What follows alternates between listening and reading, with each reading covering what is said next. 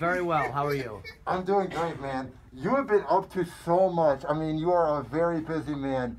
So you have this tour that is going on right now. Could you explain to the audience what's going on with that? Yeah, I'm just doing some shows.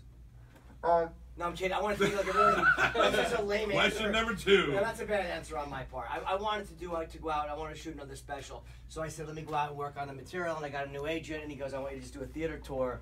And so I decided to name it Mouthful of Shame for very obvious reasons. Are you nervous that you might burn out since you're doing so many cities? Or is it worse since you love your life so much, you're like, this is a once-in-a-lifetime opportunity? That's a great question. No, I'm not worried I'm going to burn out. I feel that, you know what I mean, as long as I'm doing different material, I won't burn out. You burn out when you're doing the same stuff over and over again. Right. That's when it gets redundant and revolting. But the fact that I always switch it up makes me feel like I'm not going to, like I'm doing my act this week, it's in a different order than I've been doing it. I just get very bored, so I flip-flop the order. So no, I don't feel like I'll burn out. And now, when you go to different towns, let's say one weekend you're in Syracuse and then the next weekend you're in Philly, would you use different material if you come up with it on the spot? Or is it kind of the same routine? Well, a lot of times if I'm in a place like Syracuse, I'll do something local. Like I'll open up and go, boy, the snow you guys are in. And they'll go, oh my God, he understands our town. And I'll go up in Philly a lot of times. I'll go, hey guys, sorry I'm late. I was having a cheesesteak.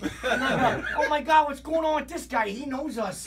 So yeah, I'll mix it up a little bit like that. I'll do something local reference like that. I'll be like, any Philly fans in the house? And they're like, he's a local hero, this What kid. a way to warm up to the crowd. You got it.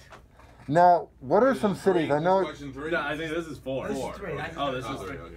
you were saying when I was driving in this morning on the Mike Calta Show that when you go to towns like Cincinnati or Toledo, they don't really appreciate your humor and they get offended. What do you think they see in it where they're such uptight pussies? I don't know if it's that they're uptight or the fact that I'll go to Cincinnati and I'll just continually repeat what Marge Schott said about Barry Larkin. And maybe they just get tired of that. Like, Jim, we know that story. There's no reason to harp on that. I don't know if they're uptight or the fact that they just don't like me. Yeah. I can't tell. Sometimes it's because people are uptight. Other times, they get it. They've made the decision. They think I stink. Yeah. So I don't know what it is. Toledo, I don't know. I did a whole bunch of Clear from MASH references. I'm like, come on. Mud hens? Mud hens, ladies and germs, huh? Where's Klinger? They're all 25. What?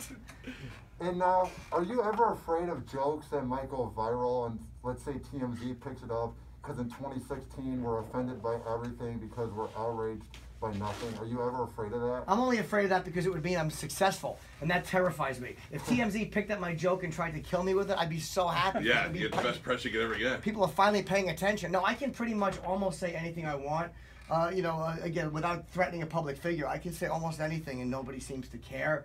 Which Because is they expect it from you? partially because you're not getting, I'm A, half irrelevant, and B, because I've always said stuff, and it's like, if they're not nailing you with it, it's not satisfying to me. Right. Yeah. So, and again, unless you say something so completely ballistic, but you can always be nailed, but no, I'm not afraid of that at all. No, Bobby, this is your sometimes- last question. Make it good. Give the big build-up. I'd say so far he's doing very well. This may be his best interview yet.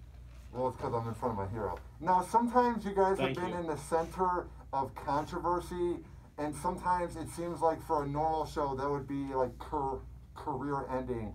Did you ever think that the shows you were on would just go away forever? Or did you know in your heart that since you guys had a big fan base, you would recover? I All the always controversy. knew that everything I touch dies, because if you look at my history, the original Opie and Anthony show died. Dead. Lucky Louie died. Yeah. Tough Crowd, two seasons, great show. Dead. Trainwreck, I'm in. I get yanked out. $100 million film. So I really am. I'm a spot on the lung of success. You're a jack of all trades. What did you do in Trainwreck that they pulled? I had a funny scene. It was a scene that I've actually watched and I was happy with, where I'm chasing. I'm a horse and carriage driver in Central Park West. It was the most expensive scene they shot, and Amy and Bill Hader approached me, and then they have me step back